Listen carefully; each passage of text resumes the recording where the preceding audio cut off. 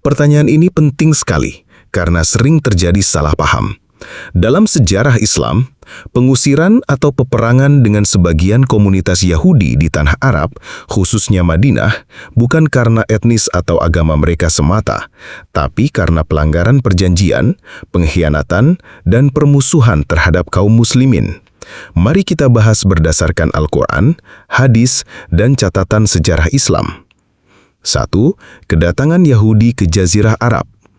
Komunitas Yahudi sudah ada di Hijaz, Madinah, Khaybar, Fadak, dan Wadi Al-Qura jauh sebelum Islam.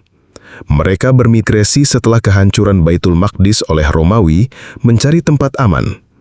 Di Madinah, 3 suku Yahudi besar, Bani Qainuqa', Bani Nadir, dan Bani Quraizoh. Perjanjian dengan Rasulullah SAW.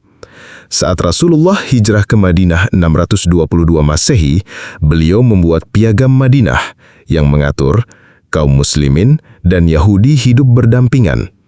Yahudi bebas beragama, wajib saling membantu jika Madinah diserang, tidak boleh berkhianat atau bersekutu dengan musuh. 3. Pelanggaran suku-suku Yahudi. A. Bani Qainuqa'. Setelah Perang Badar, mereka melecehkan seorang wanita muslimah di pasar. Terjadi bentrokan, mereka membunuh seorang muslim. Rasulullah mengepung mereka, akhirnya mereka diusir dari Madinah ke Syam. Surah Al-Anfal ayat 58.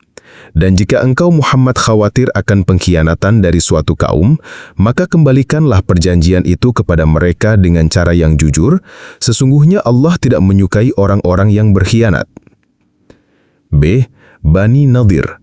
Mereka bersekongkol dengan Quraisy dan berencana membunuh Nabi. Rasulullah mengepung mereka, akhirnya mereka diusir ke Khaybar dan Syam. Surah Al-Hasyr ayat 2.